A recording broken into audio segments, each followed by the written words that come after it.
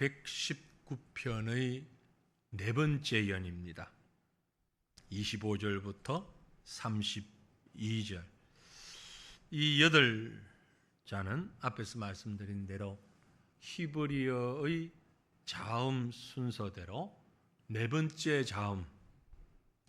자음이 달레트라는 글자입니다. 달레트. 빨리 돌려주시죠.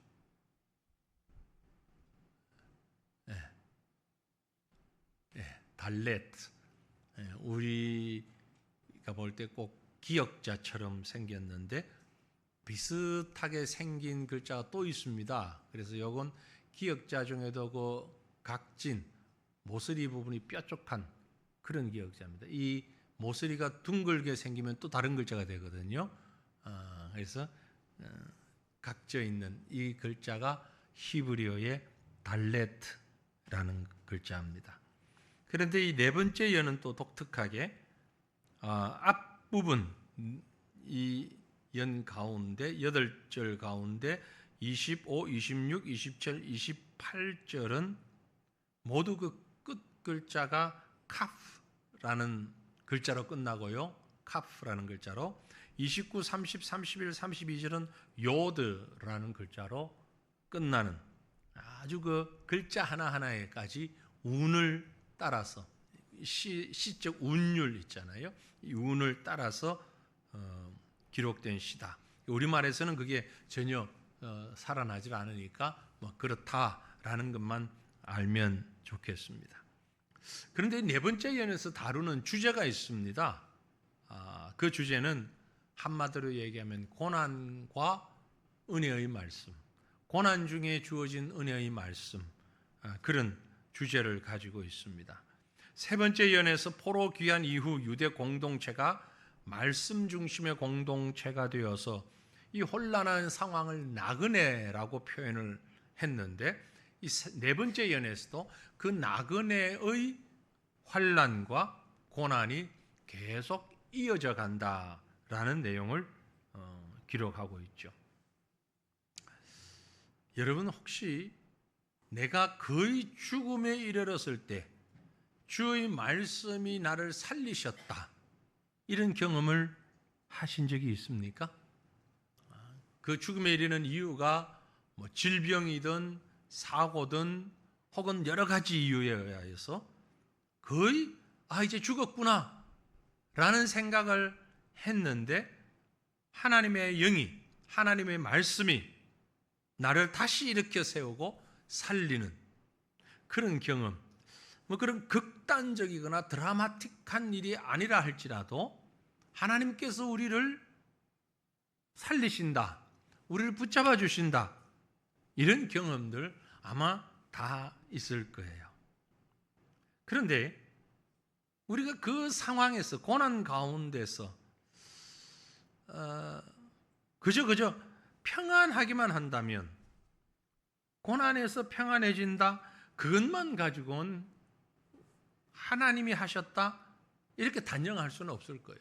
근데 하나님의 말씀이, 하나님이 주시는 은혜가 내 심령에 가득 채우는 이런 느낌을 받아야 되고 받을 때가 있을 것입니다.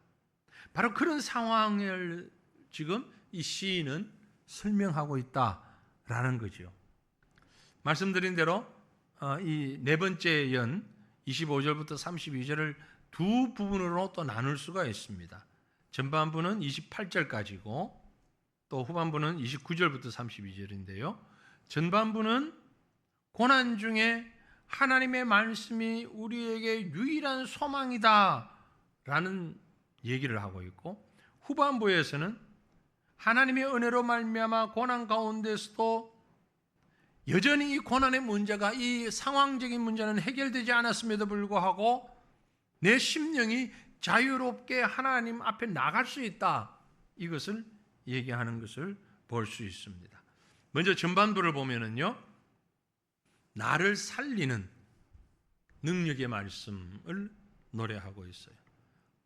그래서 이 25, 6, 7, 8절을 작은 제목을 붙인다면 나를 살리는 말씀이다, 그렇게 볼 수도 있겠죠.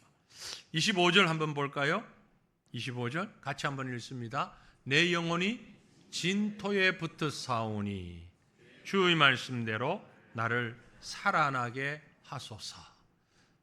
내 영혼이 진토에 붙었습니다. 진토에 붙었다. 이 말이 무슨 뜻인 것 같습니까? 진토는 뭐죠? 흙. 우리식으로 표현을 하면 내 영혼이, 내 생명이 흙에 가까웠습니다. 흙에 가까웠다는 말은 무슨 말이요? 죽을 때가 됐다 이 말이에요. 예, 다 죽을 때가 됐다. 우리 보통 옛날 어른들이 내 눈에 흙이 들어가기 전에는 뭐 어떻다 그런 말씀들을 하죠. 그 흙이 들어간다는 얘기는 죽는다는 것을 의미하잖아요. 내가 살아있을 때는 안 된다 이런 말인데, 내가 진토에 붙었다. 너무 쇠약해서, 너무 힘이 들어서, 너무너무 고통스러워서 내가 갈 곳은 딱 하나, 무덤밖에 없습니다. 그런 표현이죠. 사람이 죽으면 흙으로 돌아가잖아요. 그 세번역 성경을 보면 내 영혼이 진토 속에서 뒹구니, 그런 표현을 했어요. 우리 영어로 번역된 걸 보면 딱 보자 그러는데 일부 예배 때도 그래요. 내 영혼이 진토에 붙어 싸우니라는 영어를 보면 흙에 어떻게 했다? 누웠다. 개구쟁이들이 흙에 뒹군다. 그래서 이 세번역에는 내 영혼이 흙에 뒹굴고 있사오니, 그렇게 표현을 했어요. 이 말은 여러분 얼른 이 머릿속으로 연상이 잘 안 되시면 언젠가 보았던 전쟁 영화 한 장면을 생각해 보십시오.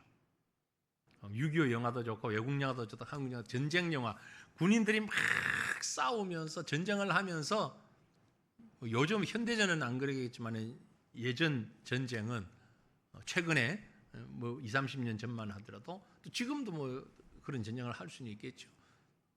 참호 속에 들어가서 막 이렇게 전쟁하는, 그러다가 흙이 튀고 막 피가 튀고 막 튀는데 어느새 이렇게 배우의 얼굴을 보면 흙범벅이 되어 있는, 흙범벅이 되어 있고, 또 심지어 막 내 옆에 전우가 죽었어. 그래서 막 그게 죽은 척 하다가, 왜냐하면 적군이 살아있는 사람 막 확인 사살도 하니까 죽어 있는 척 하면서 마치 죽은 사람처럼 얼굴이 흙으로 뒤범벅된 그 장면을 한번 연상해 보십시오.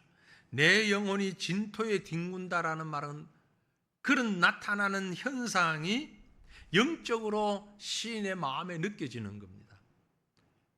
내가 왜 이렇게 이런 상황까지 왔나 할 만큼, 이유는 모르지만 지금 이 시편 119편의 시인은 아주 처참한, 아주 비참한, 소위 여러분 우리 인생을 얘기하면서 밑바닥에 뒹군다라는 표현을 하잖아요. 우리의 삶이. 혹 그런 경험이 있으신지 모르겠는데 아주 밑바닥을 뒹구는 그런 경험 혹시 있으십니까? 전 뭐 사실 있어요. 생활 속에서 아직도 기억이 나는데요. 옛날 우리 학교 다닐 때는 도시락 싸다녔잖아요. 요즘에 학교에서 급식이 나오지만 도시락 싸다녔잖아요. 도시락을 싸서 갈 수 있는 상황이 안 되어가지고 고등학교 때, 고3 그때 했던 것 같아요. 학교 가면 아침에 조금 친한 친구들 강탈하다시피 도시락 싸온 거 뺏어가지고, 장난스럽게 뺐지만 야 그거 좀 빨리 줘. 그래서 그 도시락으로 끼니를 때웠던 적이 있어요. 아침도 점심도 저녁도 먹을 수 있는 상황이 안 되니까 학교 가서 일단 친한 친구들 도시락 뺏어가지고 아침 대신에 그걸 먹고 저녁에는 라면 하나 삶아 먹고 뭐 이런 식으로. 그러니까 배고픔을 물론 어릴 때도 느꼈지만 이제 어느 정도 커서 고등학교 고학년이 되어서도 그런 배고픔을 느끼면서 살았던 경험이 있어요. 배고픔을 느끼고 그렇게 해서 대학을 갔는데, 대학 가서 한 달 딱 지났나요? 위장이 탈이 나가지고 병원에 갔더니 위에 구멍이 날 정도로 뚫렸습니다. 그래서 제가 라면이 안 좋은 줄 그때 알았어요. 라면 너무 좋아하지 마세요. 지금도 저는 좋아는 하는데 집에서는 한 달에 한 개씩 먹자 뭐 그런. 근데 제가 석 달 동안에 매일 라면만 먹고 살아봤거든요. 3개월을 아침, 점심, 저녁. 옛날 그 덕용라면 혹시 기억하십니까? 한 줄에 5개가 들은 라면이 있었어요. 한 줄에. 거기 1일분. 아침에 1개, 점심에 2개, 저녁에 2개. 학생들 배는 거 보니까 이 라면을 3개월을 먹고 살았더니 그만 위에 구멍이 날 만큼 처참하게 그런 상황까지 한번 갔던 적이 있어요. 그런 표현이에요. 지금 이 진흙에 뒹군다라는, 진토에 뒹군다라는 말이.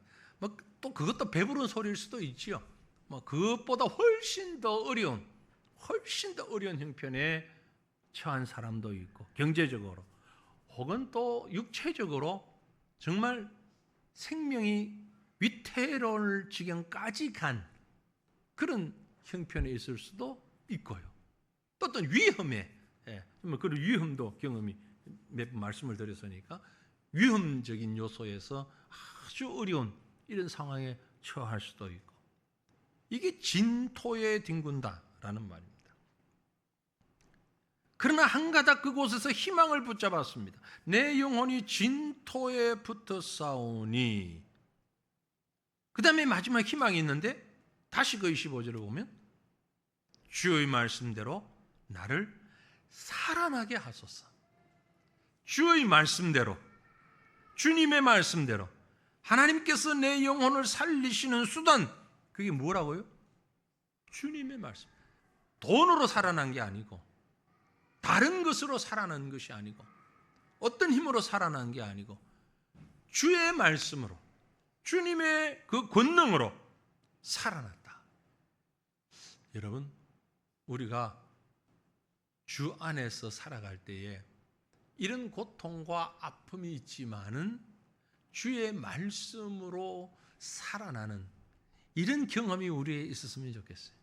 이것이 노래가 되고 이것이 시가 되었으면 좋겠어요. 지금 이미 나이가 많이 이제 성인이 되었고 연세가 많이 있고 이러니까 뭐 시를 쓰기에는 새삼스럽기도 하지만, 만약에 우리가 시를 쓴다면, 만약에 우리가 노래를 짓는다면 그 흙구덩이에 빠진 나, 무덤에 들어가기 직전의 나, 그런 나가 주의 말씀으로 살아나게 하소서. 여러분, 제가 이 주의 말씀대로라고 하는 것을 나중에 나오는 그 표현들하고 조금 비교하기 위해서 이렇게 빨간 글로 또 영어까지 넣어놨는데 한번 기억해 놓으시면 좋겠습니다. 이어서 26절을 보면 내가 나의 행위를 아뢰매 주께서 내게 응답하셨사오니 주의 율례들을 내게 가르치소서.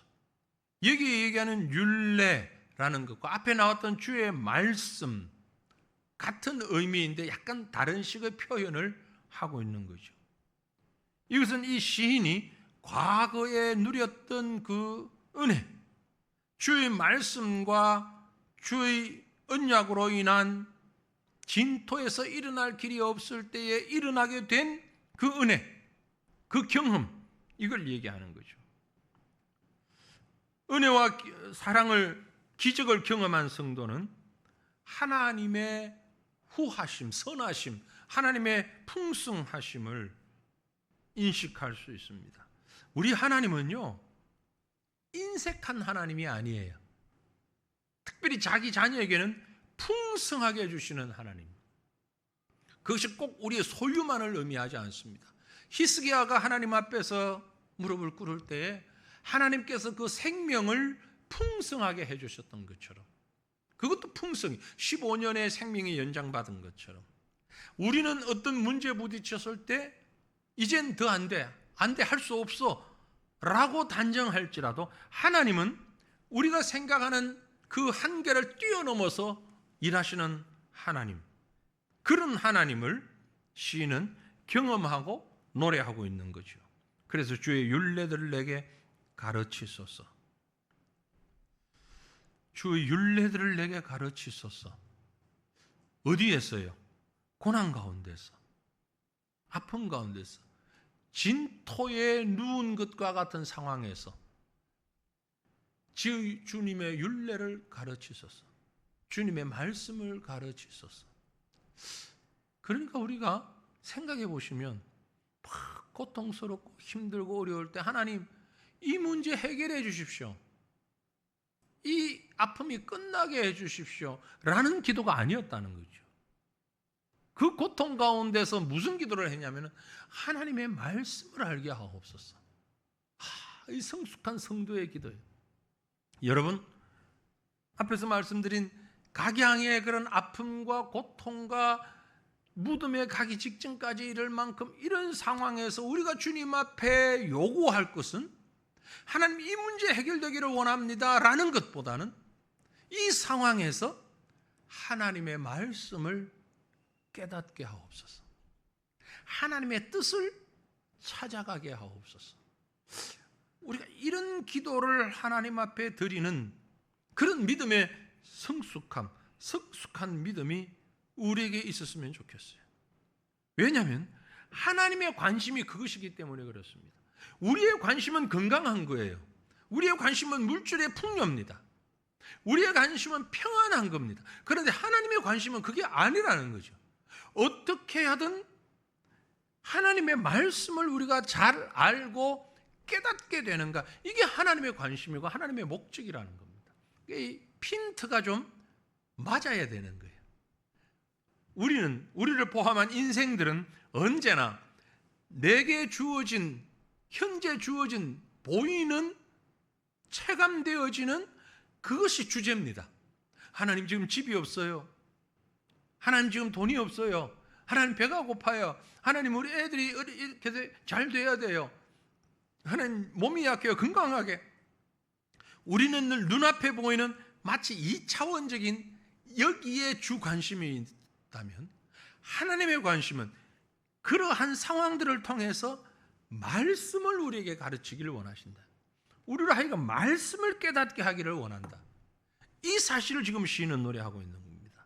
그래서 이어서 고백하기를 27절에 나에게 주의 법도들의 길을 깨닫게 하여 주소서. 나에게 주의 법도들의 길을, 주의 말씀의 길을, 주님이 원하시는, 주님이 뜻하신 대로 나가는 길을 깨닫게 하소서. 그리하면 내가 주의 기이한 일들을 작은 소리로 읊조리리이다. 26절에서는 가르치소서, 27절에서는 깨닫게 하소서. 그러면 그 속에서 내가 주님의 기이한 일들을 읊조리겠습니다. 읊조린다는 얘기는 노래한다. 내 심령에서부터 그것을 하나님 앞에 고백한다. 그런 말씀이죠. 고난이 닥쳤을 때 말씀을 깨닫지 못한다면 그 고난을 통해서 하나님이 주시는 정말 귀한 교훈을 우리는 얻을 수도 없고 깨달을 수도 없는 참으로 연약하고 불쌍한 사람일 것입니다. 그 고난과 그 아픔을 통해서 하나님의 말씀을, 하나님의 뜻을 깨닫게 된다면 그것이야말로 최고의 유익입니다. 그래서 이 시인은 나중에 조금 더 뒤로 나가서 보면 119편의 71절에 가서도 이렇게 고백합니다. 고난당한 것이 내게 유익이라. 세상 사람들은 이해할 수 없는 말이죠. 고난당한 것이 내게 유익이다. 왜? 왜냐하면 이로 말미암아 내가 주의 율례들을 배우게 되었기 때문이다. 똑같은 표현이죠. 아까 26절의 말씀을 다시 고백하고 있는 것과 똑같은 겁니다. 고난당하는 것이, 고난 속에서 하나님의 뜻을 깨달아 발견하게 되면 이보다 더 큰 행복이 없습니다.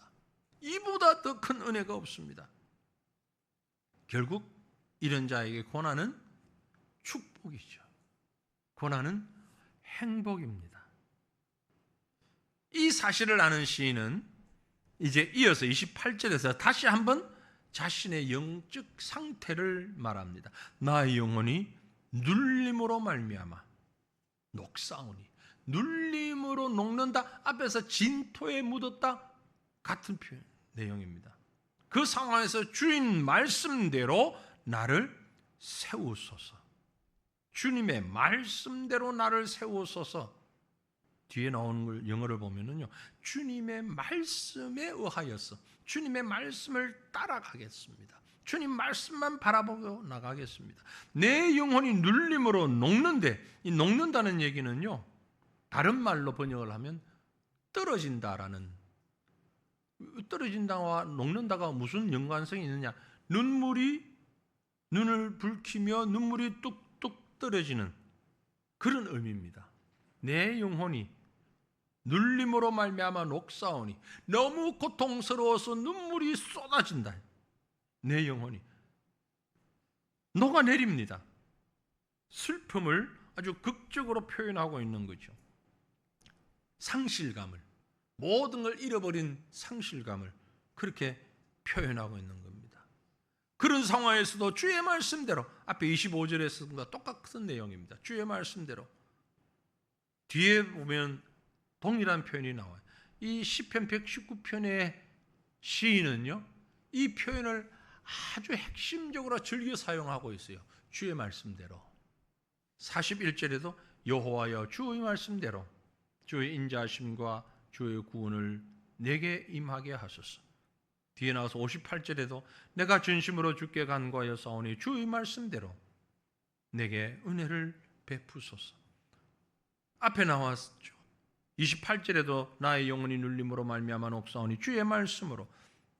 영어로 번역된 걸 보면 거의 똑같아요. According to, 주의 말씀에 의하여서, 주의 말씀 따라서, 주의 말씀 붙잡고, 주님 말씀 뒤따라, 주의 말씀으로 인해서. 사도 바울이 예수 안에서 라는 습관적 표현을 즐겨 썼던 것처럼 이 시편의 시인은 주의 말씀대로 표현하고 있는 겁니다. 주의 말씀대로 나를 세우소서. 여러분, 저와 여러분의 기도가, 우리의 고백이 이렇게 되었으면 좋겠습니다. 주의 말씀대로, 하나님의 말씀을 따라, 하나님의 말씀으로 인해서 우리가 고난 가운데서, 궁핍 가운데서, 아픔 가운데서 주의 말씀으로 나아가는, 그렇게 된다면 우리에게 주어진 고난과 아픔과 이 모든 어려움들은 주님 말씀으로 나아가는 도구가 되고 방향이 되고 과정이 되는 거죠. 주의 말씀대로 나를 세우소서. 이 기도가 우리 모두의 기도가 되기를 간절히 원합니다. 주의 말씀대로 우리가 살아났을 때, 그 다음에 29절로 32절에서는 나를 달리게 하는 능력이 그 말씀에 있습니다. 나를 힘있게 움직이게 하는 능력이 그곳에 있습니다 라는 표현이죠. 하나님의 말씀의 능력이 내가 일어나는 것에서 끝나는 것이 아니라, 그걸로 만족하는 것이 아니라, 일어나서, 즉 고난 가운데서 일어나서, 그 고난의 상황은 여전할지라도, 상황은 변하지 않았지만 달려나가는, 29절에 이렇게 말씀하죠. 거짓 행위를 내게서 떠나게 하시고 주의 법을 내게 은혜로 베푸소서. 거짓 행위를 내게서 떠나게 하시고, 자세히 그 번역상 되어진 걸 보면 잘못된 거짓된 길에서 나를 지켜주시고, 거짓 행위를 나에게 떠나게 하시고, 거짓 행위가 멀리 떠나서 내가 그 거짓으로부터 안전할 수 있도록 나를 지켜달라는 겁니다. 지금 상황이 바뀌지 않았어요. 그래서 그 상황을 하나님의 은혜로 이길 수 있도록 이 형편을 살펴달라는 겁니다. 주기도문에서 우리를 시험에 들게 하지 마시고 라고 기도하잖아요. 똑같은 기도를 지금 하고 있는 거예요. 우리가 살아가는 이 상황은, 이 신이 살아가고 있는 상황은, 이 시험의 요소가, 거짓의 요소가 없어지질 않아요. 계속해서 이 요소는 언제든지 상존해 있습니다. 그러나 나는 그 환경들을 하나님께서 어떻게 변화시켜 주시기 전에 내 자신이 이 거짓과 이 죄악으로 물들지 않도록 나를 지켜달라는 그런 간구를 하고 있는 거죠. 나를 시험에 들지 말게 하옵소서 라는 겁니다. 어떻게 해야 시험에 들지 않을 수 있습니까? 하나님의 은혜가 우리 가운데 풍성하게 넘쳐야 되는 거죠. 그래서 주의 법을 내게 은혜로이 베푸소서. 주님의 법을 마치 악한 세균이 잔뜩 있는데 면역력이 우리를 살리는 것처럼, 면역의 힘, 바이러스를 이길 수 있는 면역의 힘이 우리를 둘러싸고 있는 것처럼 주의 율례가, 주의 말씀이 나를 이렇게 덮어서 이 죄악 많은 어둠의 세상, 거짓된 세상에서 나를 지켜주십시오. 이게 하나님의 은혜뿐입니다 라는 고백을 하는 거죠. 이어지는 30절에 보면 자신의 각오를 또 밝힙니다. 내가 성실한 길을 택하고 주의 규례들을 내 앞에 두었나이다. 성실한 길을 택하고 두었습니다. 그리고 뒤에 가보면 매달렸습니다. 또 32절에 가보면 달려갑니다. 이런 모든 것들이 능동적인 결단이라는 겁니다. 시인이 선택한 길은 성실한 길, 성실한 길은 진리의 길, 진실의 길. 앞에서 거짓 행위라는 표현이 나왔죠. 그 거짓된 행위와 정반대의 개념으로 세상이 거짓으로 가득 찼다 할지라도 나는 성실함으로, 이 성실하다라는 단어는 에무나라는 말인데 이 말은 에메트라는 말에서 나왔어요. 그 에메트는 어떤 뜻의 그 어근인고 하니 확고하다, 진실하다, 믿음, 진리 이런 뜻을 가진 말입니다. 영어로 true라는 말이죠. 확고하다, 진실하다. 여기서부터 나를 이 거짓된 것에서부터 진실로 나를 감싸주시고 나를 막아주소서. 시편에 시작할 때부터 의인의 길과 악인의 길을 얘기했잖아요. 시편 1편에서부터, 그렇죠? 의인의 길, 악인의 길. 그 문맥을 그대로 가져오고 있는 겁니다. 거짓의 길, 진리의 길. 우리가 거짓의 길에 빠지지 않게 거짓의 길에서부터 진리의 길로 우리를 인도하소서. 우리를 지켜주소서. 이 시대를 바라보면 우리가 참으로 우리 주변이 거짓으로, 악으로 가득 차 있다는 것을 누가 얘기하지 않아도 다 알고 있잖아요. 얼마나 많은 다양한 거짓과 죄악이 우리를 감싸고 있습니까? 여기서 우리는 누워서 뒹굴면 그저 그 죄악의 진흙덩이가 우리를 온전히 다 감쌀 수밖에 없는 거죠. 이 속에서 이 진흙덩이에 눕지 않으려면 진리로 하나님이 우리를 이렇게 포장해 주시면 될 것 같아요. 그런 마음으로 지금 이 시인이 노래하고 있다. 우리가 하나님 앞에서 기도해야 하는 것이 바로 그런 것입니다. 우리 능력으로, 내 힘으로 이 성실의 길을 내 스스로 찾아가기가 너무 어렵습니다. 그래서 이 성실의 길을 내가 가기를 원합니다. 택합니다. 주님은 주의 규례들을 내 앞에 두었습니다. 주의 법들을, 주의 방법들을, 내가 그 방법을 따라가게 하옵소서. 오늘 우리는 어떤 면에서는 정말 하나님의 큰 은혜와 사랑을 받은 그런 사람들입니다. 우리가 마음에 결단하면 하나님께서 우리를 그 사랑과 성실, 진리의 길로 인도하실 수 있는 충분한 상황들이 우리에게 주어져 있잖아요. 그런데 우리는 그 길을 가지 않고 있는 훨씬 많은 사람들 바라보면서 그들을 부러워하고 있어요. 무슨 말이냐면 우리 성도들에게는 하나님의 말씀이 있고 하나님을 예배할 수 있는 믿음이 있습니다. 이게 얼마나 귀한 것인데 세상 사람들은 이걸 몰라서 지금 여기에 들어오지를 못하고 있는 거예요. 이 진리를 깨닫지 못하고 있는 거예요.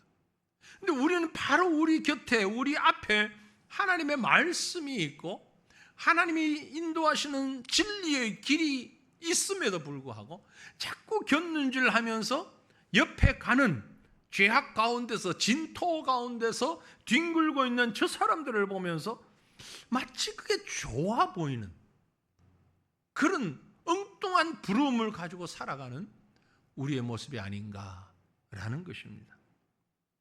세상 사람들이 살아가는 모습이 참 화려해 보이고 좋아 보이고 멋있어 보이고 세련돼 보이고, 그러나 그건 진리의 길이 아니라는 거예요. 주님이 주의 법들을 내 앞에 두셨습니다. 우리는 이 주의 법을 보고 이것만 따라가면 되는데 자꾸 다른 길로 가는 거예요. 그래서 31절에 이렇게 표현합니다. 내가 주의 증거들에 매달려 싸우니 여호와여 내가 수치를 당하지 말게 하소서. 주의 증거들에 매달렸다. 아주 적극적인 능동적 행동을 표현하고 있습니다. 매달렸다. 앞에 25절에 진토에 붙었다 라는 표현을 했는데, 매달렸다, 이건 착 달라붙는.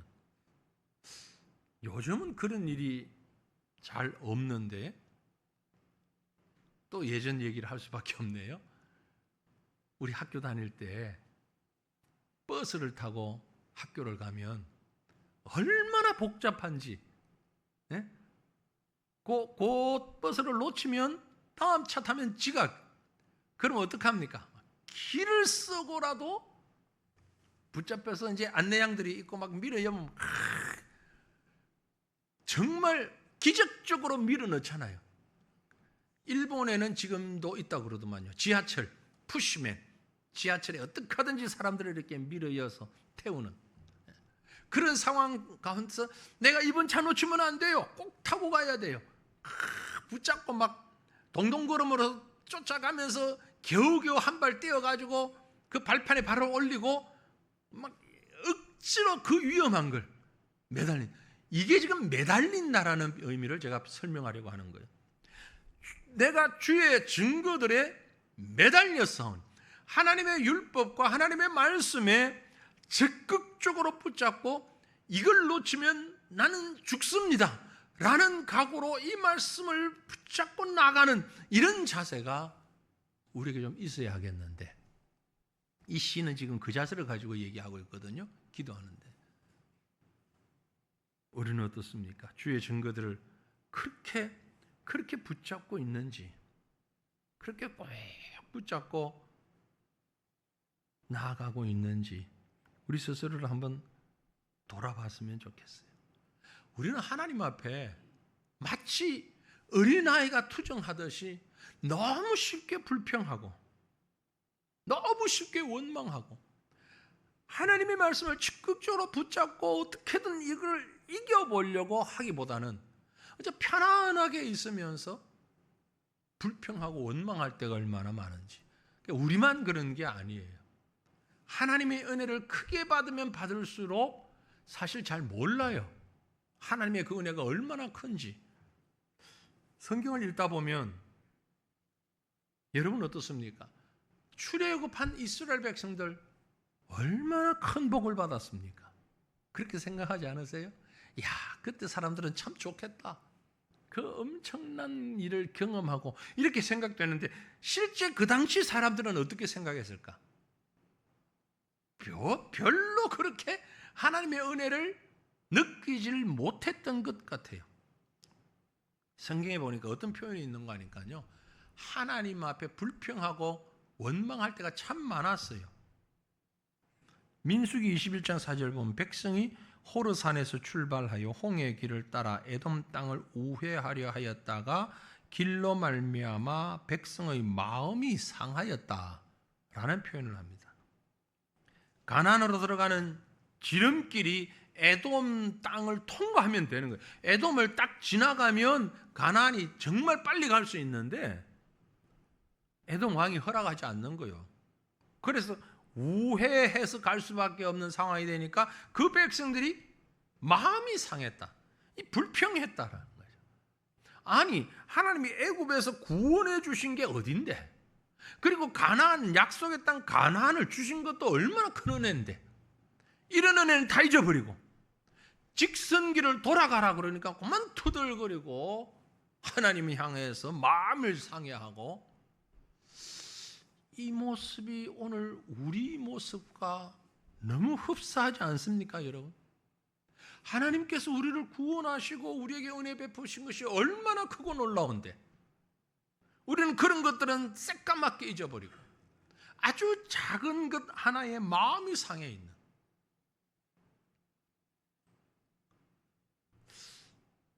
매달려야 합니다. 주님의 말씀을 붙잡아야 합니다. 최선을 다해서, 온 힘을 다해서 우리가 또 우리 자녀들이 그렇게 그 말씀을 붙잡아야 하는 거예요.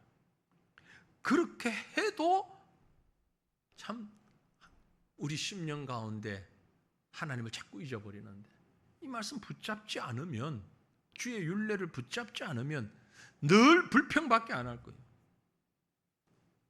이어지는 31절 보면, 31절의 하반절에 우리가 봤는데, 주의 증거들에 매달려 싸우니, 그 다음에 나오는 말은 여호와여 내가 수치를 당하지 말게 하소서. 왜 여기서 수치 당하지 말게 해달라고 했느냐? 하나님 말씀 붙잡고 나아갈 때에 하나님을 바로 깨닫게 되면 참 부끄럽지 않고 살아갈 수 있는데, 이 말씀을 바로 붙잡지 않으면 우리에게 주어진 현실 가운데서 정말 창피한 일을 당할 수밖에 없는 거예요. 대표적으로 말씀 바로 붙잡지를 못해서 창피를 당한 인물이 있습니다. 여러분 잘 아는 사람이에요. 누굽니까? 베드로라는 사람이에요. 주는 그리스도시요 살아계신 하나님의 아들입니다 라고까지 고백했던 베드로지만, 주님이 십자가의 길을 얘기할 때 주여 그리 마옵소서 딱 막았었잖아요. 그 얼마나 부끄러운 행위입니까? 예수님 그 베드로 보고 뭐라고 그랬어요? 이 사탄아 물러가라. 사탄아 물러가라. 바로 그 얘기입니다. 여호와여 내가 수치를 당하지 않게 하소서. 말씀 붙잡고 나가면 주님의 뜻을 깨달을 수 있는데, 말씀 붙잡고 나가질 못하니까 얼마나 부끄러운 일을 당하고 맙니까? 그렇게 되지 않게 해달라는 겁니다. 어떻게 해요? 32절에 주께서 내 마음을 넓히시면 내가 주의 계명들의 길로 달려가겠습니다. 내 마음을 넓혀주시면, 주님께서 여기 번역해놨는데 내 마음을 자유롭게 한계를 짓지 아니하고 넓혀주시면, 결국 그 말은 하나님 내 마음이 하늘처럼 바다처럼 넓어져서 주님이 뭐라고 말씀하시든 그 말씀 듣고 아멘 할 수 있게 하옵소서. 하나님을 향해서 마음이 넓게 해달라는 얘기입니다. 하나님 향해서, 세상을 향해서가 아니고. 우리 가운데 보면 하나님의 말씀을 아주 좁게 받아들이시는 분들이 있어요. 그래서 이 말씀을 왜 이런 얘기, 내가 꼭 이 말씀 지켜야 되나? 내가 이 말씀 꼭 지켜야 돼? 그렇게 하지 않아도 되잖아. 하나님을 향해서 마음이 상당히 좁은, 속 좁은 신앙, 속 좁은 신앙, 이걸 좀 버렸으면 좋겠어요. 하나님을 향하여서 넓은 마음을, 하나님이 솔로몬에게 그렇게 하셨던 것 같아요. 열왕기상 4장 29절 보면 하나님이 솔로몬에게 지혜와 총명을 심히 많이 주시고 또 넓은 마음을 주시되 바닷가에 모래같이 하셨다. 참 하나님이 솔로몬에게는 많은 걸 주셨어요. 그렇죠? 지혜도 주셨고 총명도 주셨고 거기다가 넓은 마음으로 무엇 때문에? 이해할 수 있도록, 하나님의 섭리를 이해할 수 있도록. 여러분, 하나님 향해서 우리가 표현 다 못하지만 불평할 때가 얼마나 많습니까? 저는 예전에 그랬던 것 같아요. 하나님 왜 나를 이렇게 하셨습니까? 뭐 지금도 그럴 때 하나님 왜 이렇습니까? 내가 좀 젊어진다면, 다 비슷한, 내가 뭐 청년으로 돌아간다면 그때는 이렇게 좀 다 멋지게 살아보겠는데 하나님 왜 내가 그때는 그걸 모르게 깨닫지 못하고 이저기까지 오도록 만들었습니까? 라고 하나님을 향해서 원망하는 마음, 하나님을 향해서 불평하는 마음 생기려고 할 때에 우리의 마음을 넓혀 주십시오.